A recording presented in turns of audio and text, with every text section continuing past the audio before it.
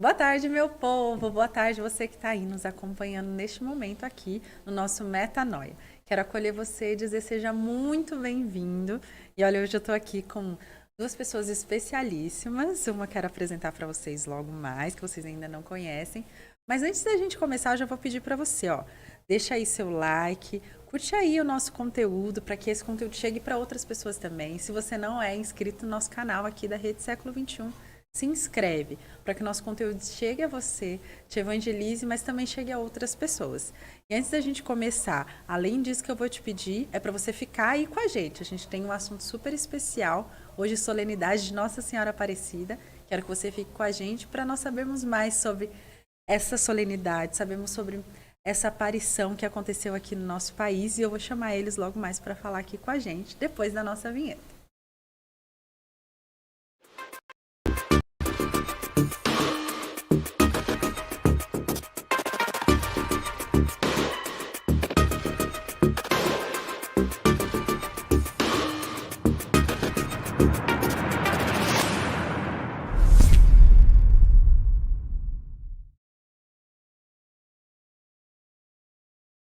Voltamos. Olha, eu quero apresentar para vocês, começando o Padre Douglas, sua bênção, que nós já conhecemos. Deus abençoe, Tiele, Dimitri, todo mundo que está nos acompanhando nesse dia tão especial. Dimitra, seja muito bem-vinda aqui com a gente no Obrigada Metanoia, pelo viu? convite. Gente, eu vou pedir para ela se apresentar, para vocês conhecerem um pouquinho da história dela também, falar de onde a Dimitra é, quem é a Dimitra, o que você faz, como conhecer a Rede Século XXI também, se você quiser falar. Fica bem à vontade para o pessoal conhecer você, um pouquinho da sua vida também. Olha, eu sou praticamente vizinha, né? Eu falo que a Século XXI é como se fosse o quintal da minha casa, porque eu moro do lado. Então, acaba que é uma extensão, porque sempre tem Santa Missa, você sempre está acompanhando os programas, então a gente fica apegado, né, nesse lugar que é um lugar santo. Então, traz para a gente toda essa espiritualidade. E aí, vindo aqui sempre, sempre, sempre, com meu filho, que tem 3 anos, o Bento, acabou que a gente criou esse vínculo, né? Conhecendo pessoas, contando um pouquinho da nossa vida. A gente acaba... o Bento adora a Tiele, chama ela de cantora, fala que quer que vai lá em casa. E fala, vai lá em casa. A gente acaba criando o vínculo. E aí, com o nosso canal de evangelização, né, que é o Casal das Graças, que a gente usa para evangelizar, começou na pandemia, porque nós sentimos a necessidade. Nós sentimos a necessidade porque estava tudo fechado. Então, nós participávamos de alguns grupos de oração e nós percebemos que faltou essa questão de trabalhar com a internet. A gente tinha o WhatsApp, então, sempre trocando alguma figurinha, alguma oração, mas a evangelização mesmo foi se passando, se perdendo. Então, para criar o vínculo, nós quisemos assim falar, olha, a família hoje vai ser a igreja doméstica, já que toda a igreja está fechada. Então, vamos aqui falar um pouco sobre essa realidade que muitas vezes ninguém comenta, né? O seu dia a dia. Porque a gente fala mais quando a gente está na igreja, às vezes a gente vai fazer uma adoração, a gente tira foto, a gente fala... Mas, no momento que você está na sua casa, na sua intimidade, fazendo a sua oração pessoal, sua família, muitas pessoas não falavam sobre isso. Então, a gente falou, vamos falar. Porque agora a nossa igreja acabou sendo aqui. Vamos trazer as pessoas para perto para mostrar como é uma igreja doméstica, né? Para falar o que a gente pode fazer. E de forma tão simples assim, né? Eu acompanho o seu canal lá, o canal de vocês. E são coisas simples assim, né? Do dia a dia de um casal, do dia a dia de uma família, mas que faz tanta diferença. E o que você falou dessa importância de evangelizar como família e colocar ali para as pessoas o que você pode viver dentro da sua realidade, né? Da realidade de cada vocação, de cada estado de vida, né? Eu acho muito bonito. E o canal tem um bom número de seguidores, assim. É perceptível a necessidade das pessoas, de pessoas que façam esse trabalho, né? De evangelização nas redes sociais. Então, é uma bênção mesmo. Parabéns. A gente tenta, assim, trazer a nossa experiência de vida. Porque como nós fomos, aos poucos, como casal, aprendendo a ter essa espiritualidade, né, do matrimônio, de você, porque cada um tem a sua espiritualidade, né, sua individualidade.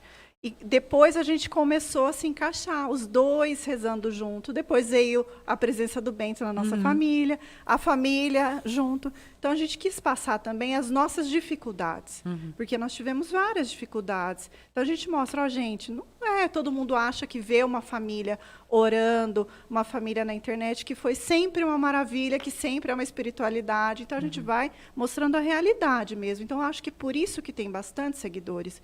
Porque as pessoas, elas se identificam, porque a gente tem uma vida normal, a gente tem aquela realidade mesmo. O sofrimento, problemas que nós passamos, que é o que a gente tenta mostrar. Que apesar Mas é um de cotidiano tudo vivido com isso, Deus, né? a gente está com Deus, né? E, padre, assim, depois a Dimitra vai falar ao longo do tempo, né? Porque também a gente quis a sua presença aqui exatamente para falar de testemunhos que ela tem relacionado ao nosso tema, que é a nossa mãe Aparecida, que tão importante para a nossa nação, importante para nós cristãos. Aí eu queria que o senhor começasse falando um pouquinho, padre, para a gente, porque, assim, por mais que nós saibamos, a maioria de nós, como participantes da pátria, como cristãos e como cidadãos também desse país, mas o que é a história mesmo de Aparecida? Porque para muitos, assim, acho que a gente tem hoje é um lugar turístico também, né? Então não necessariamente a pessoa vai para fazer o seu momento de oração ou porque é devoto, vai para conhecer também, né? Vale recordar que a imagem de Aparecida e todo o entorno dos eventos, né, da aparição se refere justamente a isso, a uma imagem que foi encontrada no Rio Paraíba no ano de 1717. Estamos falando aqui de século XVIII, um período em que nós ainda éramos colônia de Portugal. E então não se refere a uma aparição mariana, mas a uma manifestação da Virgem Maria, né, da intercessão da Virgem Maria em favor do povo brasileiro. Então, era 1717 e o Conde de Assumar viria à capitania de São Paulo, não era estado, né, como é hoje, viria à capitania para assumi-la. Ele tinha sido nomeado o novo conde aqui para a capitania, uma espécie de governador. Então, ele iria assumir em São Paulo. E estava vindo, agora, se não me falha a memória, ele estava vindo de Vila Rica, que era onde hoje é Ouro Preto, Mariana, aquela região. E iria passar pela vila de Guaratinguetá, que era a grande, a vila conhecida ali no Vale do Paraíba. E ao chegar, ele chega, a vinda dele estava prevista para uma sexta-feira.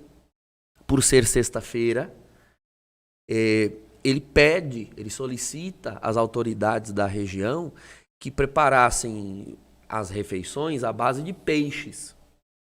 Então, isso aqui vale a pena ressaltar, porque criou-se uma narrativa, dentro da igreja, inclusive, que não tem respaldo na realidade, que a Virgem Maria, a imagem apareceu para ajudar os pescadores, estavam sendo oprimidos pela autoridade local, porque ela está a favor dos pobres. Eu já escutei. Não é essa a verdade. Tá? A verdade é que a Virgem Maria ela se manifesta para abençoar e legitimar um zelo para com a fé católica por parte das autoridades constituídas. Então, não foi nada disso. Ele pede, embora houvesse privilégio da coroa portuguesa para beneficiar essas autoridades, privilégio da coroa e, por consequência, da igreja. Era um período em que coroa e altar governavam juntos, né? Um período do padroado na igreja, no Brasil. Então, eles não eram obrigados a preservar a abstinência de carne em dia de sexta-feira. Eles podiam, e a região, as autoridades da região tinham recursos para isso, para prover uma refeição. Mas não, ele, por ser muito devoto, um católico devoto, o Conde de Assumar pede que seja de peixes. Então, ele solicita E eles fazem essa encomenda aos pescadores da região. E eles vão ao rio Paraíba, aqui em São Paulo, no Vale do Paraíba, Rio Paraíba do Sul, e começam a pescaria e não obtêm sucesso. Até que vem, então, o corpo de uma imagem de terracota, só o corpo. Quem conhece aqui, quem tiver um dia a oportunidade de visitar o Rio Paraíba do Sul, fica logo atrás da Basílica Nossa Senhora Aparecida. É um rio, sobretudo aquele trecho, muito extenso, a margem é um rio bem grande e de correnteza bastante forte. Então, assim, não havia a menor possibilidade racional de você puxar o corpo de uma imagem e, ao relançar a rede, vira a cabeça da mesma imagem. É algo realmente milagroso. Eles percebem que vem o corpo e a cabeça da mesma imagem e é uma imagem de Nossa Senhora da Conceição, que, por sinal, é a padroeira de Portugal. E, portanto, era a padroeira do Brasil, porque nós estamos falando de um período em que o Brasil ainda é colônia de Portugal. Era, portanto, a imagem da padroeira local. Brasil, naquele momento, é Portugal. Padre, só perguntar uma coisinha em relação a isso, porque assim, acho tão importante o que o senhor está falando, porque existem algumas histórias aí que a gente vê na internet até, que foi se achado uma imagem que não necessariamente era uma imagem de Nossa Senhora Aparecida, que na época existiam, às vezes, senhores que faziam uma imagem de suas esposas, e aí aquela imagem era a imagem de uma mulher qualquer, que aí foi achada no rio, né? E eu achei importante o senhor falar dessa questão de que já era padroeira, né? Sim. Não era uma imagem desconhecida. Não. Que passou a ser conhecida ali, né? Não. É obviamente uma imagem da Virgem Maria. Nenhum senhor mandava esculpir uma imagem da sua esposa com um anjo aos pés dela. Isso é uma coisa óbvia. Então, a imagem da Virgem Nossa Senhora da Conceição, que apareceu no rio aquele dia, é evidentemente uma referência ao título da Imaculada Conceição da Virgem Maria, que naquele momento ainda não era dogma de fé na igreja. Esse dogma só foi proclamado pelo Papa Pio IX um bom tempo depois, 1854, mais de 100 anos depois. Mas Portugal sempre foi, a gente chama em teologia de país imaculista, né? São aqueles países cuja a igreja local é ferrenha defensora de certos títulos marianos. Você tem Portugal, Espanha, Itália, né? Outros nem tanto, que eram mais evangelizados pelos dominicanos, como a França, por exemplo, já não era um país imaculista. Mas Portugal era, ao ponto de consagrar a nação à Imaculada Conceição da Virgem Maria. Então, o Brasil, naquele momento, colônia de Portugal, tem, portanto, também como patrona a Imaculada Conceição da Virgem Maria. E eles encontram essa imagem, deixam no barco, aparentemente identificam como, né, um golpe de sorte, né, de encontrar aquela imagem, que também não teria como naturalmente estar tão preservada, porque é uma imagem de barro terracota, e num rio de águas barrentas, como é o Rio Paraíba do Sul, numa correnteza daquela, é uma imagem que com o tempo se dissolveria praticamente, por mais que fosse cozida. Mas é realmente um sinal do céu. E na terceira vez, né, ou seja, na vez seguida que eles lançam a rede, logo após encontrar a imagem, então se dá uma grande pescaria. Vem aqueles peixes, e eles entendem, então, aqueles 3 pescadores, que é o Felipe Pedroso, o Domingos e o João, eu não lembro agora os sobrenomes de todos, mas eu lembro do Felipe Pedroso porque foi aquele que abrigou a imagem na casa dele. Então, ele levou para aquela vila pequena.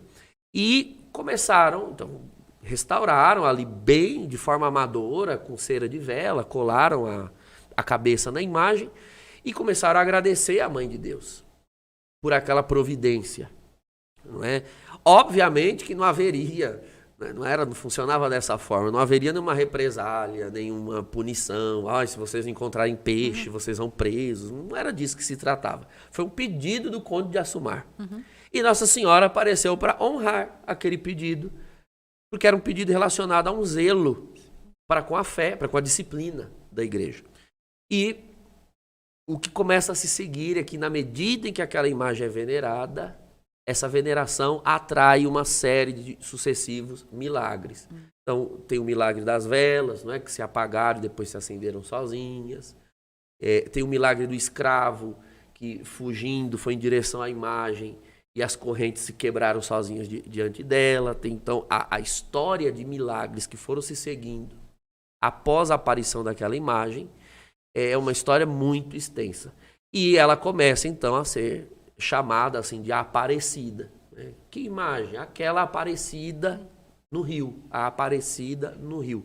Acabou que a Aparecida se tornou o título, mas ele surge, a palavra Aparecida surge como um apelido, né? Digamos assim, uma referência, porque imagem de Nossa Senhora da Imaculada Conceição existiam muitas. Era uma devoção já muito popular. Sobretudo ali no Vale do Paraíba, que já tinha grande presença franciscana.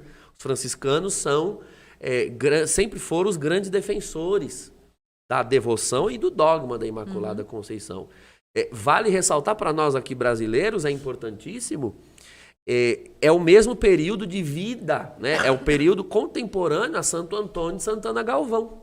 O Frei Galvão, que é nascido em Guaratinguetá. Então a imagem aparece na cidade de Frei Galvão. E Frei Galvão conheceu essa devoção.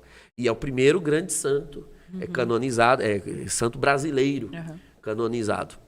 Então ele, por certo, conheceu a devoção que estava ali muito incipiente. E o fato é que todas as histórias de milagres foram se espalhando, se expandindo pelo Brasil, chegando já, né, encurtando bastante a história, chegando já no século XX, já havia uma igreja construída em homenagem a Nossa Senhora, que existe até hoje, a chamada Basílica Velha, onde houve também um milagre em que um homem quis agredir a imagem e entrar a cavalo na igreja, a pata do cavalo ficou presa na pedra. Essa pedra tem até hoje lá, na Sala dos Milagres. E já seguida e muito propagada a devoção, os bispos do Brasil, né, ali no período do governo Vargas, então, já no século XX, se unem e solicitam à Santa Sé que ela seja proclamada padroeira do Brasil. Então, nós já estamos falando de século XX, Brasil já não é colônia, é uma república, e nós já tínhamos um padroeiro que foi proclamado por Dom Pedro I. O padroeiro do Brasil é São Pedro de Alcântara. Pouca gente sabe ou conhece esse santo. Mas porque é o nome, é o onomástico do imperador. Né? Pedro I era Pedro de Alcântara. Então, um grande santo também. Então, já havia São Pedro de Alcântara como padroeiro do Brasil. Os bispos se unem e pedem que a Santa Sé, que o Papa proclame Nossa Senhora Aparecida como padroeira do Brasil. E se juntam, fazem abaixo-assinado, porque, a princípio, a Santa Sé não queria. Santa Sé não queria, porque já havia um padroeiro principal.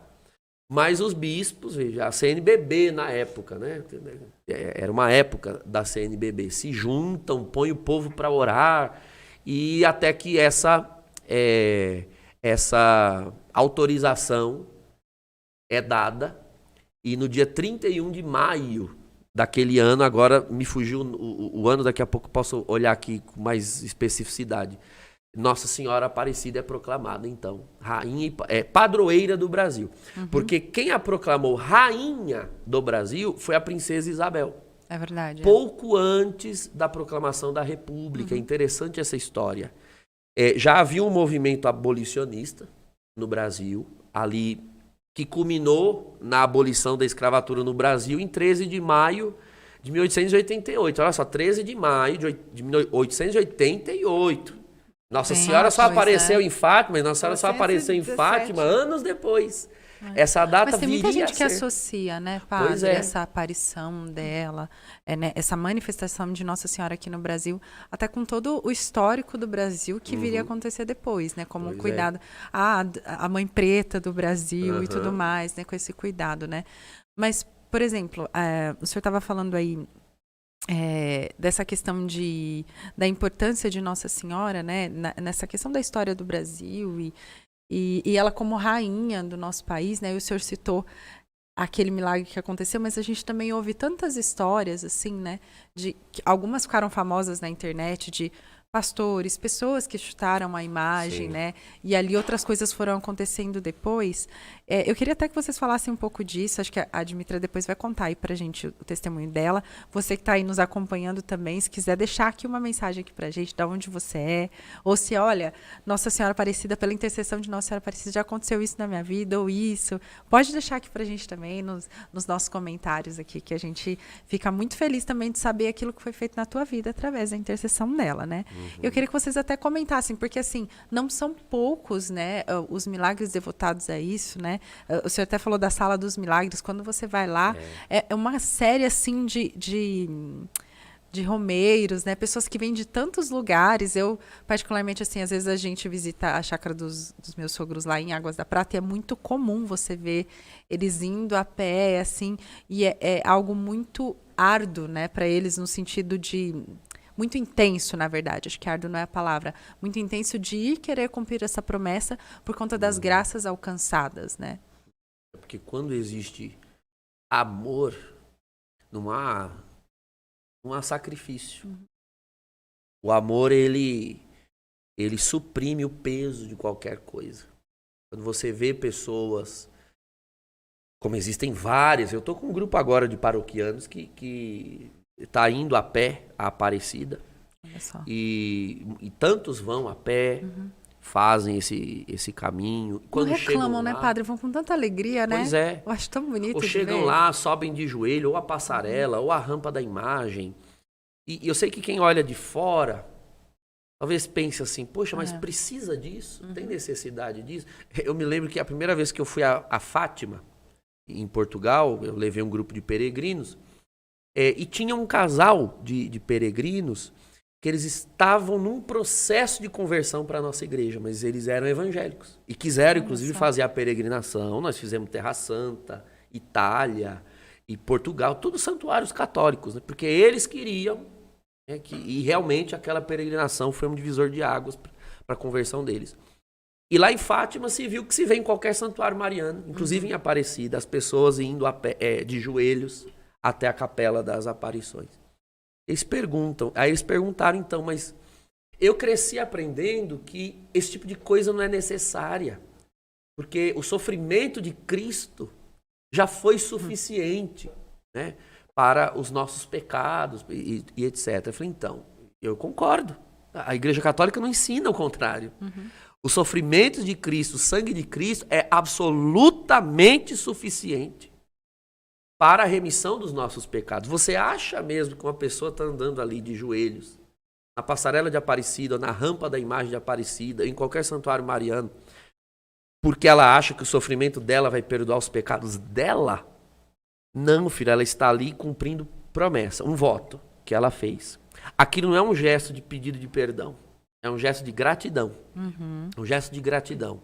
Eu te faço a pergunta, você sabendo que alguém pagou uma fortuna para quitar uma dívida sua, você não é daqueles, ao menos minha mãe nos ensinou a ser assim, olha, se você não pode pagar a fortuna, como gratidão, dê ao menos alguma coisa, né? A pessoa pagou lá 100 mil para mim, olha, eu não tenho como te pagar 100 mil, mas aceita essa nota de 100 aqui, como não é absolutamente nada em comparação a 100 mil, mas pega essa minha nota de 100 como um sinal da minha gratidão, eu estou agradecendo a você pelo que você fez. E aquele que pagou 100 mil aceita, né? Porque você não pode tirar da pessoa o direito de ela expressar a sua gratidão. E é isso que é isso que os devotos fazem. Eles estão agradecendo com amor. Então, fazer calo no pé, no joelho, talvez você, olhando de fora, não teria a mesma disposição, porque não tem o mesmo nível de amor, ou talvez não experimentou os mesmos benefícios que aquelas pessoas experimentaram. Padre, eu confesso que eu sou ex-protestante e eu não entendia. Eu sempre respeitei a minha avó, ela é católica, inclusive ela fez uma promessa para Nossa Senhora. E o nome da minha mãe é Sônia Aparecida. Muitas pessoas no nosso país, né, tem. O meu sogro, ele chama Aparecido. Então, eu ia Aparecida por respeito à minha avó. Porque ia levar, ia com meus pais. Mas, como protestante, eu olhava e eu pensava a mesma coisa que esse casal pensou. Eu falava, meu Deus, o que essas pessoas estão fazendo? Por que isso? Depois que eu abracei a fé católica, que eu fui entendendo isso. E aí foi criando em mim também esse sentimento de gratidão. Não só porque eu tive uma graça também na minha vida, na vida da minha família, por intercessão de Nossa Senhora, mas porque você sabe que aquilo ali é uma demonstração de amor também.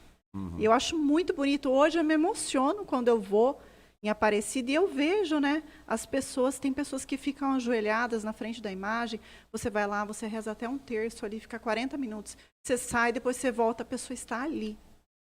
Parece que ela está em silêncio, mas você tem a impressão de que ela olhando ali para a imagem, parece que ela está conversando, parece que ela está falando tudo assim, derramando ali, né, tudo que ela passou, aquela gratidão. Eu acho muito bonito. E hoje eu olho para essas pessoas que antes eu recriminava, né, porque eu não entendia, e eu admiro, eu tenho uma admiração por isso, né? Até pessoas que a gente conhece próximo, que fez essa caminhada, que comentou. Né? Aqui na Século teve um grupo também, né, que foi, e falaram, nossa, que é uma emoção. Olha que coisa interessante, é uma emoção fazer aquela caminhada, aquele sofrimento de madrugada, todo, né? E você chega lá, parece que é um presente, né? É interessante isso. Eu já escutei isso também, até tipo, desse processo da pessoa estar indo, chegando até lá, essa ansiedade de chegar para dar a gratidão, né? Para dar algo, como o padre falou, assim, mesmo aquele pequeno gesto de gratidão, mas eu escutei de outras pessoas também que nesse processo que você vai indo, parece que também é um processo de conversão, de Deus falando com você, porque igual o padre falava, assim, para muita gente às vezes é insignificante. Para que a pessoa vai a pé até a Aparecida para cumprir uma promessa? Se pode chegar lá e agradecer do mesmo jeito, já foi feito, tudo mais, né? Mas a questão é o que faz na gente, né? Até hoje, assim, não tem exatamente a ver, mas eu estava passando na frente do Santíssimo e eu sentia muito essa questão do que Deus pensa de nós nesse sentido, né? Que muitas vezes a gente acha que Deus quer algo de nós porque Ele precisa de algo de nós, né? Mas acho que Ele olha e fala assim, peraí, mas é para você. É você que precisa de mim, é você que vai ser feliz, é você que vai ser transformado, é você que vai ser mudado, né? E eu acho que esse processo só passa e vive realmente quem decide fazer, né? E aí, assim, eu até queria que você falasse um pouquinho aí pra gente. Você estava falando do seu processo de conversão e das graças que foram feitas na tua vida pela intercessão de Nossa Senhora. Conta pra gente o que conta aconteceu. Pra nós, que agora a gente tá curioso. Primeiro começou por essa questão da minha avó mesmo, né? Eu, curiosa, depois da minha conversão, fiquei curiosa de saber algumas coisas, porque eu não entendia muito bem, principalmente essa questão de promessa. Ela é uma pessoa muito devota, e ela fala, sempre faço promessa, Deus me atende. E eu não entendia muito bem. E eu falei, vó, por que você colocou o nome da minha mãe de Aparecida, Sônia Aparecida? Aí ela explicou que ela não tinha filhos. Depois de um bom tempo, ela teve uma primeira filha, ela perdeu um filho, e depois ficou sem ter filhos, e ela ficou aflita. Ela falou que queria muito ter filhos. E então eu fiz uma promessa para Nossa Senhora Aparecida, que se eu tivesse um filho, ou ia se chamar Sônia Aparecida, ou ia ser o nome de um homem aparecido. E veio a minha avó, a minha mãe, logo em seguida. E eu passando pela mesma situação. Só que assim, eu estava um pouco relutante no começo. Eu falei assim, mas será que eu vou fazer uma promessa? Mas não é Deus que dá vida? Então, você sempre estava com aquela mentalidade, né? Ainda protestante. Ainda protestante. E quando eu escutei a história da Princesa Isabel, E aí eu achei tão comovente a história dela. Falei, poxa, é uma história tão parecida com a história da minha avó, né? Tá aqui do meu lado, a minha avó dando testemunho, e eu precisei escutar a história da princesa, de tudo que ela passou, e ela, depois, né, que ela fez a promessa também, que ela não conseguia ter filhos, o presente que ela deu para Nossa Senhora, esse amor que ela tinha por Nossa Senhora, né? E a minha avó, nessa singeleza dela, né, simplicidade dela, foi lá e falou, olha, eu vou fazer uma promessa, depois eu vou... O pessoal mais simples tem o hábito de, eu vou cortar um cabelinho da criança, eu vou pegar uma vela do tamanho da criança. Nessa simplicidade dela, ela foi lá, pagou a promessa, tudo. Eu falei, eu vou fazer uma novena para Nossa Senhora Aparecida, porque a gente tinha perdido um primeiro filho. E aí, falei, vamos fazer uma novena. Fizemos a novena de Nossa Senhora Aparecida. Depois eu fiquei grávida do Bento. E com a graça de Deus, uma gravidez tranquila. E esse ano passado, final do ano, fiquei grávida novamente, mas eu perdi a criança. E aí o meu médico falou, olha, Dimitra, você quer ter mais filhos, e então a gente precisa investigar o que está acontecendo. E aí eu descobri que eu tenho uma doença, que ela chama trombofilia, que é como se fosse uma trombose que entope as veias, principalmente durante a gestação. Nos primeiros meses você pode perder a criança, e tem casos que a pessoa está de gestação avançada e acaba perdendo a criança. Então eu falo que foi uma graça de Deus mesmo, não só a graça de ter ficado grávida, mas de eu ter meu filho hoje aqui, porque é uma doença que quase ninguém comenta. Muitas pessoas acabam perdendo filhos, vários filhos, para descobrir que tem essa doença. E, de repente, até criança, você já fez um enxoval, você sabe o sexo, escolheu o nome, de repente, vem a falecer por causa dessa doença. Eu falo, foi uma graça de Deus eu ter o meu filho hoje aqui comigo, porque ele poderia ter acontecido algo pior, porque eu não sabia que eu tinha essa situação, né? Não era, porque é normal, perder o primeiro filho. Tive o Bento, no terceiro o médico falou, tem alguma coisa de errado, vamos investigar. Então, eu considero um milagre, eu considero que é uma intercessão de Nossa Senhora na nossa vida. E já falei para o Rodrigo, nós vamos fazer novena de novo, Nossa Senhora Aparecida. Já começamos a novena, né? Estamos no terceiro dia. E o Bento é uma criança muito especial, assim, ele tem um amor por Nossa Senhora Aparecida. É engraçado, porque a gente nunca falou para ele dessa história, olha, até porque ele é tão pequenininho, que eu acredito que ele não ia entender, que, olha, fizemos uma promessa. Mas ele tem um amor por Nossa Senhora Aparecida que é muito bonito. Gracinha. E assim, é interessante porque na nossa casa nós não temos imagens de Nossa Senhora Aparecida. Nós temos Nossa Senhora de Fátima e Guadalupe, que é quando nós casamos no dia de Guadalupe. E a Nossa Senhora Aparecida, o Bento foi e falou assim, mamãe, eu quero um ursinho. Um ursinho, aqueles, não é ursinho. Aqueles, como almofadinha, não sei o nome também, é um santinho de criança de Aparecida. E ele dorme com ela. E ele fala que ela protege ele. Tá vendo? Sério? Porque ele a conhece desde o ventre. Conhece, A gente assim fala. como ela o isso, conheceu. Né? Pois é. Veja só, são dois detalhes interessantes que vale ressaltar em relação à história da devoção à Virgem Aparecida. A princesa Isabel também tinha esse problema de esterilidade e pede a Nossa Senhora Aparecida que interceda nesse sentido. E ela teve os seus filhos. E como presente ela dá a coroa. Né? A coroa dela. É verdade. Ela oferta. Quando a abolição foi proclamada dos escravos, em maio de 1888,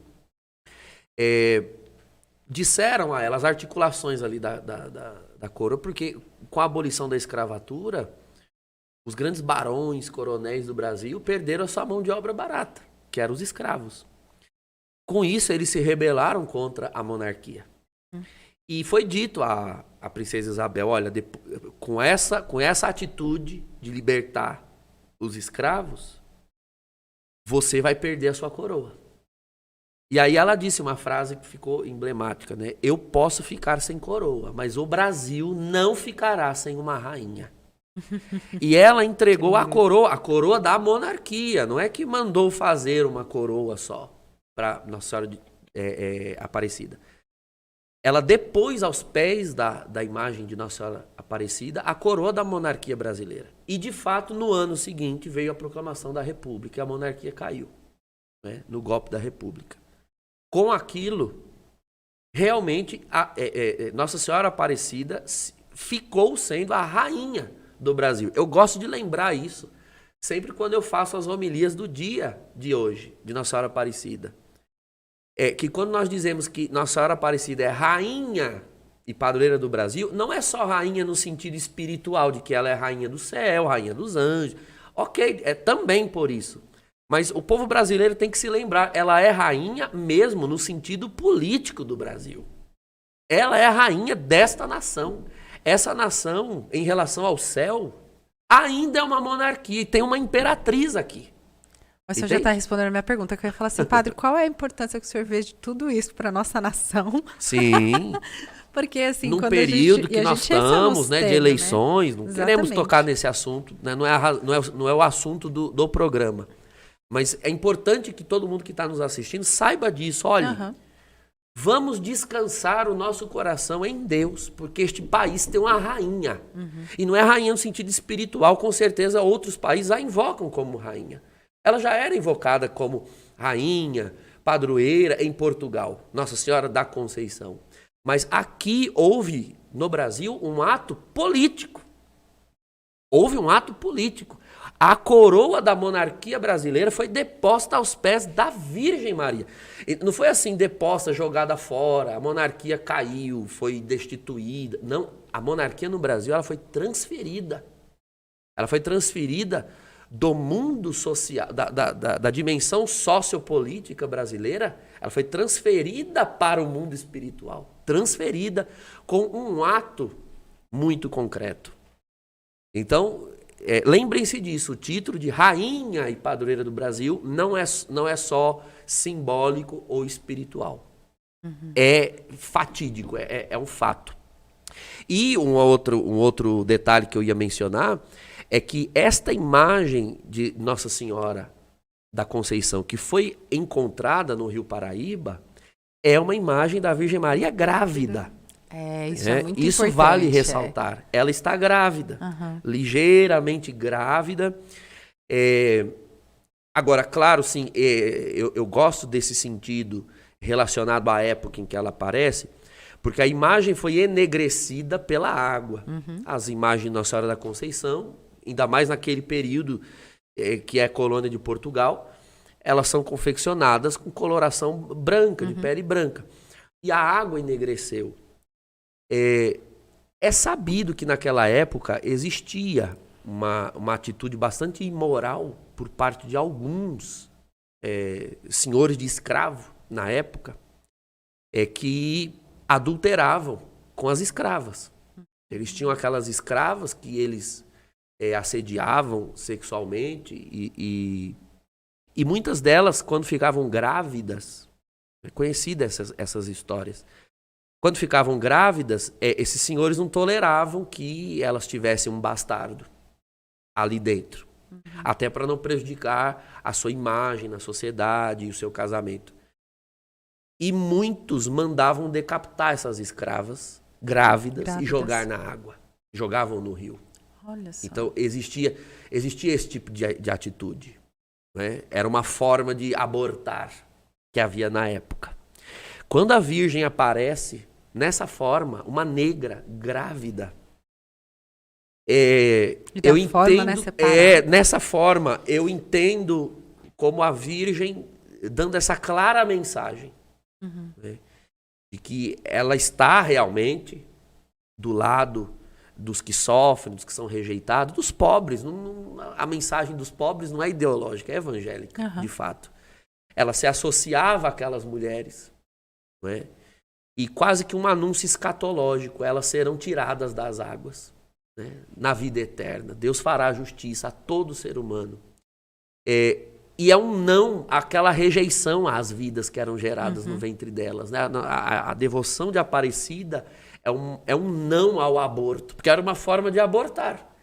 Era uma rejeição àquela gravidez e não havia outra forma a não ser matando as mães para aquelas Para crianças não matar as nascessem. crianças, né? Então, são mensagens claras do céu para o Brasil. Claras e muito fortes, né? Quando você olha para isso, para essa situação. O senhor falou da mensagem clara, e quando o senhor ia falando, eu falei assim, meu Deus, tem maior clareza que essa, da forma de como Deus quis falar com a nossa nação através de Nossa Senhora. Isso porque nem foi uma aparição, né? E olha o quanto ela falou. Sim. Fala muito. Falou na manifestação, né? E assim, ô padre, para ficar claro aqui pra gente, né? Só essa diferença, isso não diminui a manifestação, né? Não, de nenhuma forma. Por ter esse título de Aparecida, realmente as pessoas associam que ela com uma apareceu, né? aparição. Mas de fato não foi. Mas veja, os critérios utilizados pela igreja, inclusive, para confirmar certa manifestação do céu, são justamente os milagres. Os milagres são critérios, são ainda hoje, para uma beatificação, para uma canonização, e também nas aparições todas que ocorreram, em que a igreja reconheceu que de fato ali houve algo de extraordinário, os milagres foram preponderantes. Então, independente de ser uma aparição pessoal ou uma manifestação da intercessão da Virgem, os milagres acabaram sendo o ponto decisivo aqui. A quantidade de milagres que seguiram a aparição daquela imagem não deixaram dúvidas de que realmente, naquele momento, a Virgem Maria quis revelar-se ao país, não com uma aparição explícita, a videntes, mas quis revelar-se naquela imagem, não é? Naquele objeto, vamos assim dizer. Por que o desígnio dos céus foi esse? Bom, isso não compete a nós. Nós podemos tentar interpretar espiritualmente, teologicamente, mas Deus sabe de que formas se revela. Né? Deus sabe de que formas Ele deseja realizar a sua vontade, sobretudo para uma nação. Naquele momento, foi o meio escolhido por Deus e pela Virgem Maria.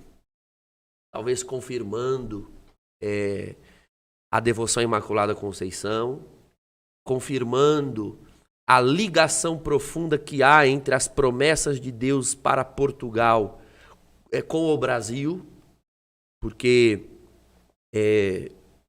considerando esses dados que eu estou dando, né, de escravidão, de mortes e etc., vale ressaltar que o Brasil, aliás, que Portugal, quando surge lá no século XII como nação, Portugal é fundado sob as insígnias da cruz, da paixão do Senhor. Se você olhar o brasão da bandeira de Portugal, tem lá 5 torres. Aquelas 5 torres são referências também a 5 condados, eu não lembro se era esse mesmo o título, né? Mas grandes condados que já havia na ponta da Península Ibérica, que constituíram a nação portuguesa, mas são, acima de tudo, referência às 5 chagas de Cristo, para dizer que Portugal será uma nação cristã até as forras.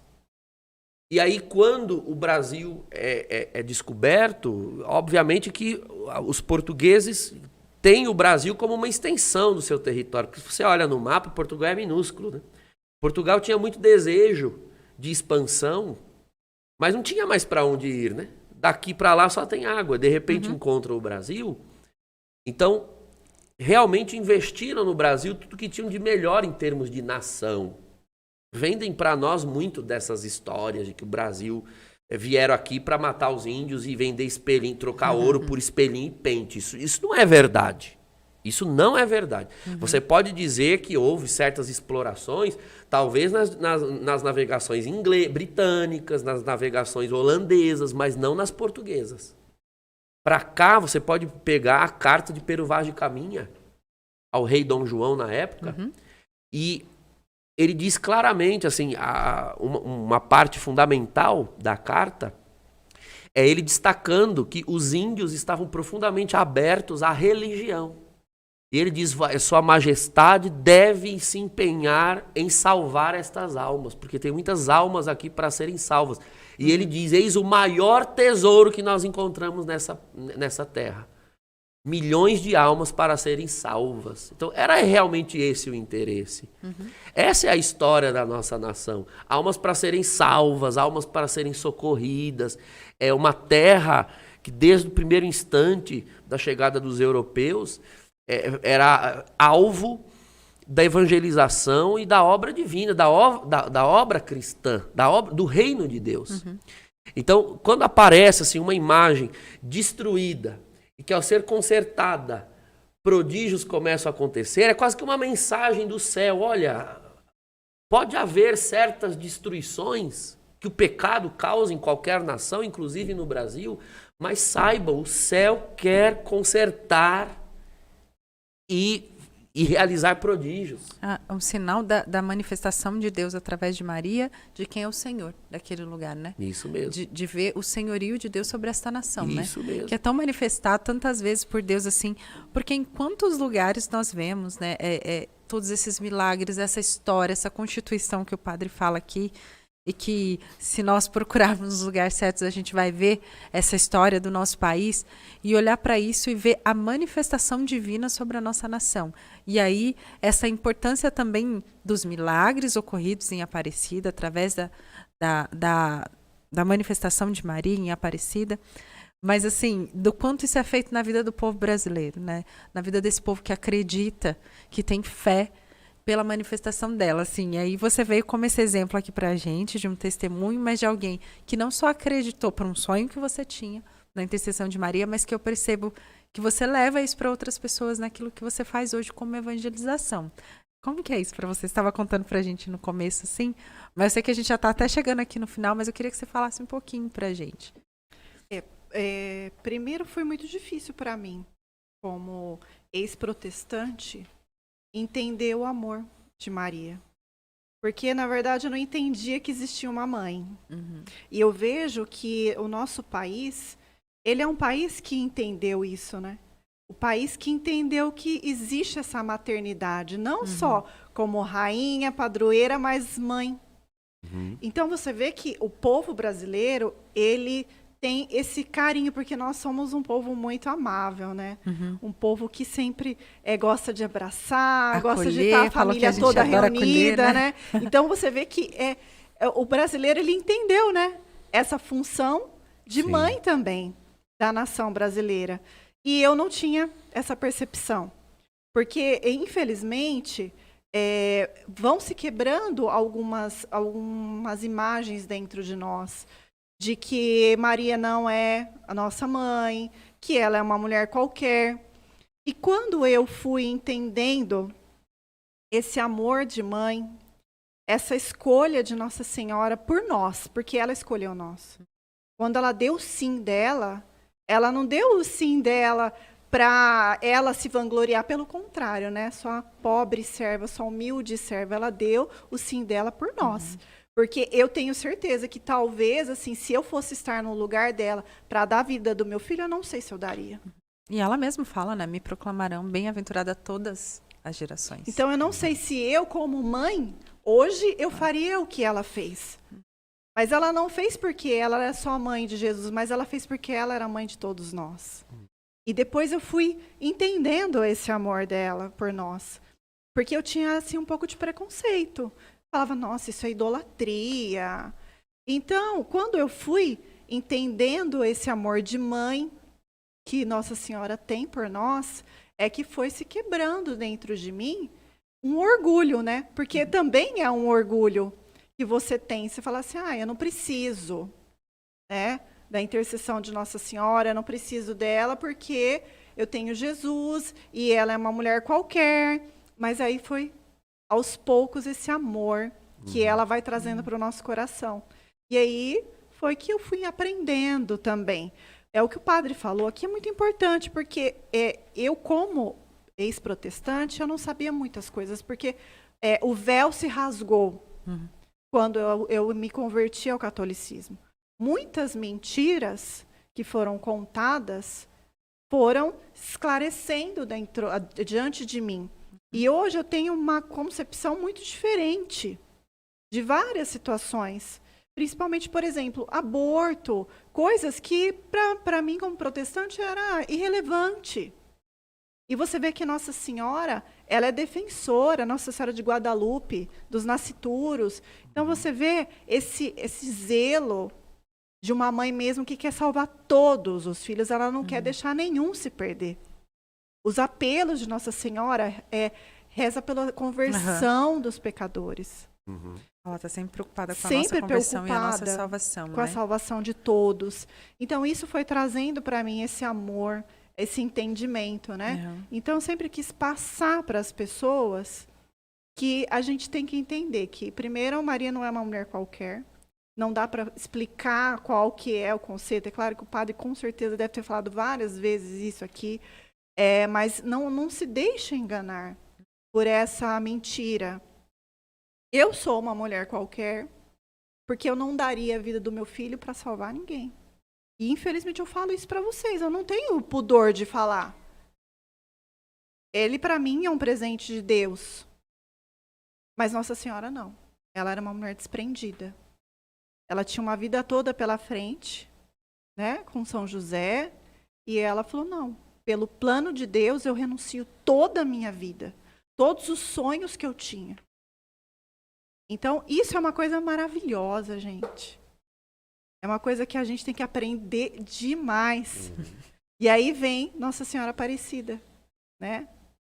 E ela vem com todo esse amor também de mãe, né? Trazer todas essas mensagens que o padre falou, que muitas pessoas não conhecem. Mensagens escondidas, né? Exatamente. São muito importantes, que eu acho que Muitas algumas mensagens. delas a gente nem imaginava. Assim, Essa das mulheres, né? Que eu não sabia. Eu conheço a história da Princesa Santa Isabel, algumas partes, né? Que a gente sabe, mas até essa questão espiritual, dessa força de Nossa Senhora, né? Que a gente tem que entender também. Ela é a padroeira, a rainha. E só que essa parte eu não conhecia, padre. Realmente coisas que a gente precisa entender desvelar. também. Desvelar, exatamente. É porque eu percebo que, às vezes, no discurso predicatório, para pregar na igreja, se utiliza apenas os aspectos estéticos de Nossa Senhora Aparecida. Verdade. Pequena, negra, pobre, para fazer lobby. Pegar a estética, a imagem pequena, negra e pobre, porque era de barro. E aí você pega esses elementos e aí joga uns chavões, só sociais, inclusive. E isso não é igreja. Isso não é igreja. Repare que em todas as aparições marianas, né, em todas, aqui ela escolheu se manifestar, aparecer, entre aspas, por meio de uma imagem. Mas em qualquer tipo de manifestação mariana, cada detalhe tem uma profundidade imensa, que você não esgota. Você mencionou Guadalupe, né? A imagem da Virgem Guadalupe, tudo ali tem sentido, tudo, Cada desde a detalhe, florzinha, a folhinha, o olho, a boca, tudo tem sentido. Então, tem que explorar mais a profundidade do que está ali. A realeza de Maria, sim, a maternidade de Maria, sim. Mas, acima de tudo, o discipulado dela, não é? Você falava, né, da dificuldade que a mãe tem. Como é que eu vou dar meu filho para a salvação do mundo? Santo Agostinho, quando comenta esse desprendimento da Virgem Maria, ele diz: o maior mérito da Santíssima Virgem não está na sua maternidade, embora seja grande mérito. Inclusive, o primeiro dogma de fé mariano na igreja foi a maternidade divina de Maria. Mas o maior mérito dela está em ser discípula. É o que a gente chama, em teologia, de conversão da Virgem Maria. Óbvio que ela não se converteu de nenhum pecado, porque ela não tinha. Mas é conversão no sentido de sair de algo que já é um patamar grande e ir para um superior. De mãe, ela se converte em discípula. Ela pega o coração de mãe e quer proteger, quer guardar para si, e ela entende que houve um momento em que a missão dela era a de mãe. Então ela protege. Você tem a Virgem protegendo no nascimento, a manjedoura, você tem protegendo logo depois, fugindo para o Egito. Então ali é a missão materna de Maria. Mas chega o momento, quando Jesus inicia o seu ministério, que ela precisa assumir agora a missão de discípula. E não é fácil, porque a mãe está na frente para levar o filho, mas discípulo tem que estar atrás para seguir. Maria faz essa conversão. E ter que aceitar, bom, se ele escolheu ir morrer no Calvário, eu vou aceitar. A mãe não ia. Entende? Aí a mãe não. A mãe ia se debater, ia se revoltar, ia ficar louca.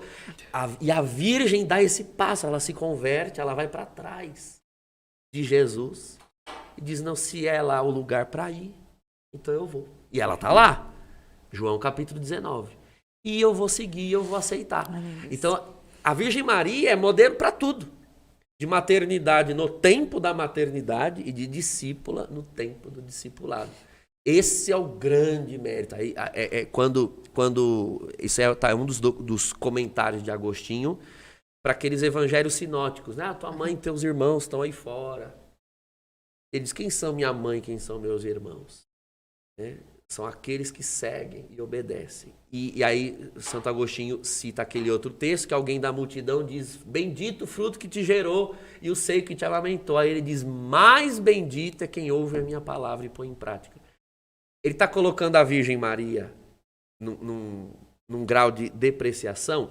Pelo contrário, ele está dizendo, é quase que Jesus dizendo, vocês querem louvá-la pela maternidade, né? O seio que amamentou, o ventre que gerou. Vocês tinham que louvá-la pela capacidade que ela teve de ouvir e seguir. Porque ser mãe tem o seu ônus próprio da natureza, mas a natureza faz o seu processo. Né? O organismo gera, o seio produz o leite. Tá? A maternidade é espontânea. Não é fácil, mas é espontânea. Agora, discípula, não. Tem que querer e tem que se determinar. E essa mulher se determinou.